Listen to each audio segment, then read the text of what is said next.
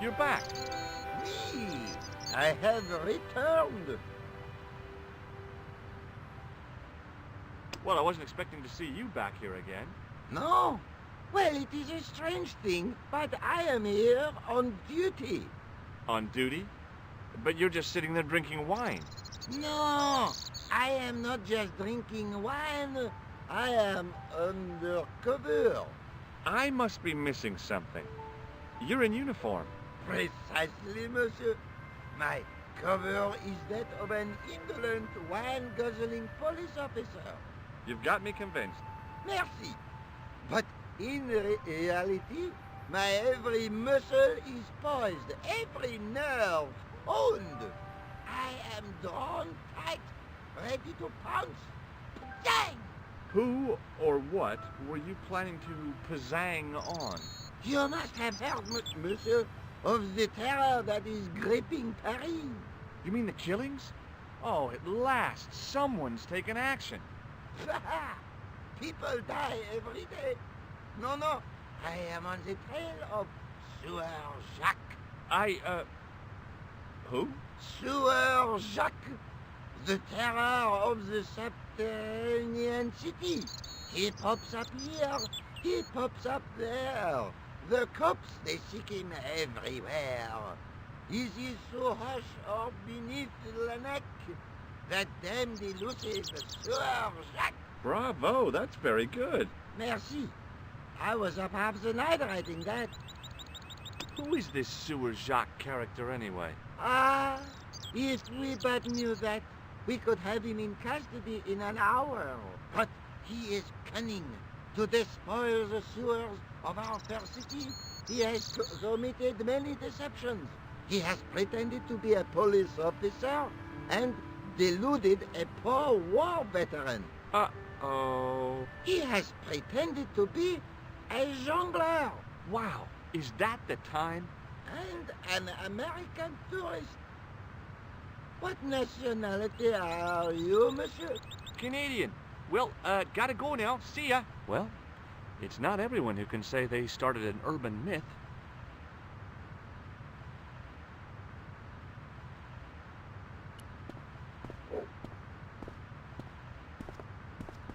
In French, English, and German it read, "In 1312, Pope Clement V dissolved the knightly order of the Templars and excommunicated its members on charges of heresy. In the following 2 years, many of the knights were hanged on this site. Their Grand Master, Jacques de Molay, was burnt at the stake on an island in the Seine."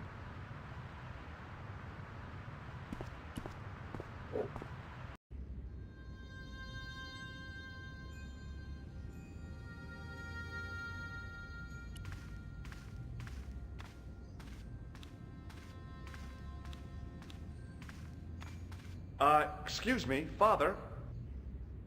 Pardon? Do you mind if I ask you a few questions? Not at all, monsieur. It will be my pleasure to help you. How long have you worked here? Hardly work, monsieur. This is a calling. I have been helping Father Flambert for nearly 6 months now. I guess you don't know much about the history of this church, then. Just a little. You've got quite a shine on that candlestick. Ah, oui.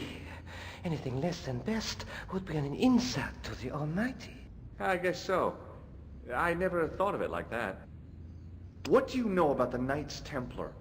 You have come to the right place, if that is your interest. Many of them were executed in the square outside. It was a disgrace to France. Well, the Pope was right behind it, though.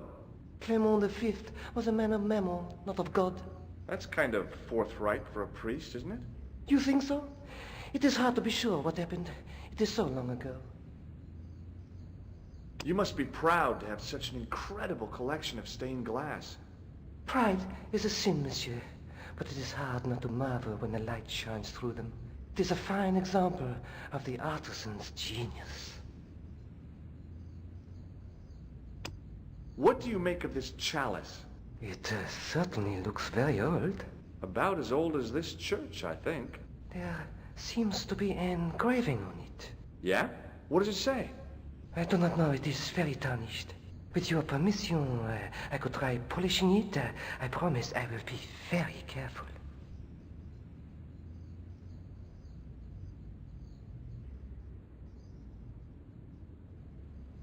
That'd be very good of you. This shouldn't take very long. Feel free to look around. Okay, thanks.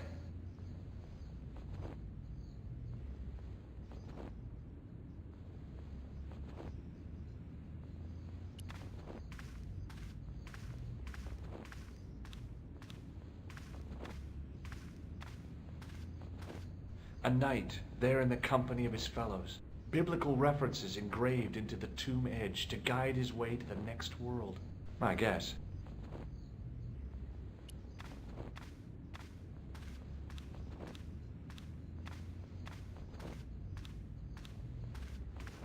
A stone knight lay in full stone armor, blank eyes looking at the ceiling. Carrying all that armor around must have been hard work. Somehow, it looked more modern than its neighbor. I didn't recognize the biblical story in it.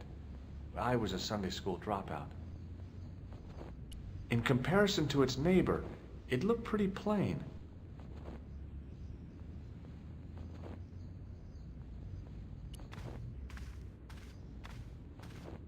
On the end of the staff was some kind of disc with a cross on it.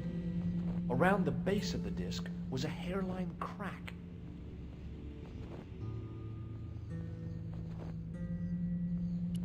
A scroll was a symbol of scholarship. I knew that much. A scholarly knight. That rang a bell. A very Spanish bell. Well, I could have just taken the end off the staff, but I wanted to be sure what I'd be getting out of vandalizing a church, other than deported.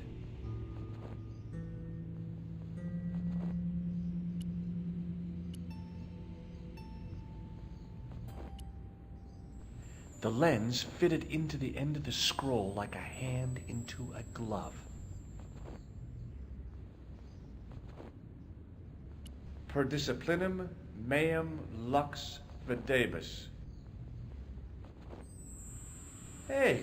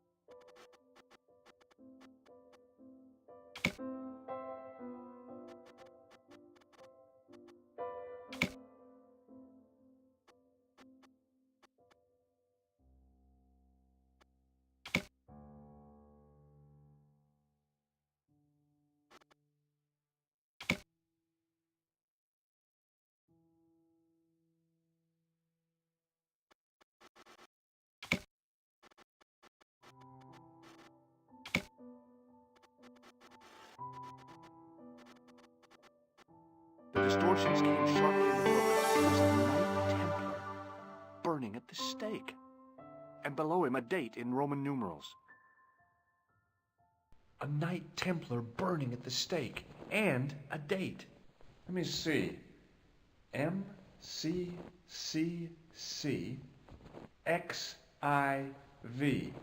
That's 1314.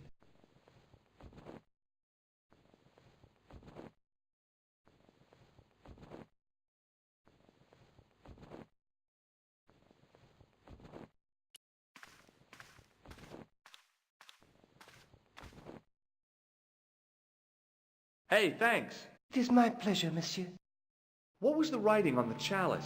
It was not writing, my mistake. It was a coat of arms. The remarkable thing is that it seems very familiar. Yeah? Oui, I think I have seen it on that wall tomb in the far corner. That winged horse is quite distinctive. I noticed that the stained glass window on the left looks more modern than the middle one. You have a keen eye, monsieur. The original window was destroyed in the last war. It was as old as the church, early 14th century. Oh man, that's awful. Oui, a terrible loss. Still, the church and the other windows survived. Do you speak Latin? You ask this of a priest? Okay. Can you tell me what per disciplinum meam lux videbus means? Let me see. That would be, by my teachings, you will see the light. I think. Yeah, that's what I thought too. Boy, what a shine you got on this. Merci. It is all in the wrist action.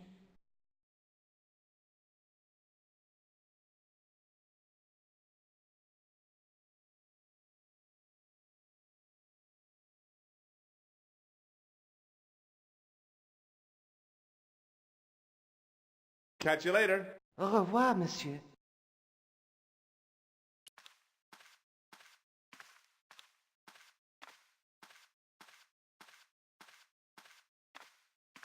Now that my attention had been drawn to it, there was no mistake. There was no name on it, but the coat of arms was undeniably the Pegasus of the de Vasconcellos family. I'd found the last resting place of Don Carlos. My eye was drawn to the biblical references carved into the edge of the tomb. Hey, maybe these biblical references mean something.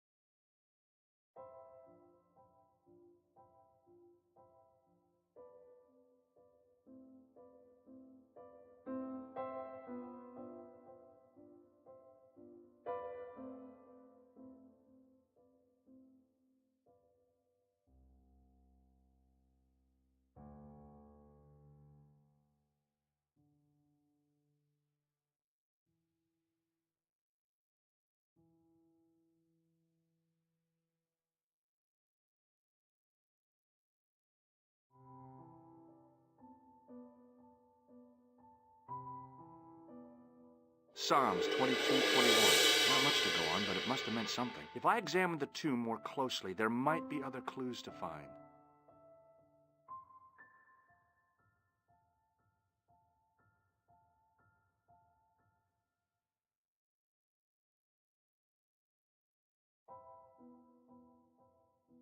John 4:11.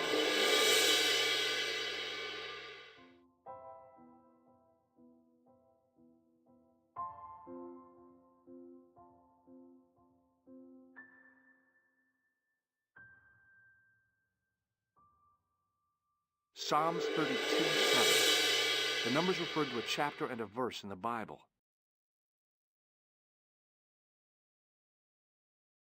Corinthians 14:5. There are no more references to find, but a series of Roman numerals ran around the plaque. I made a note in case they meant something.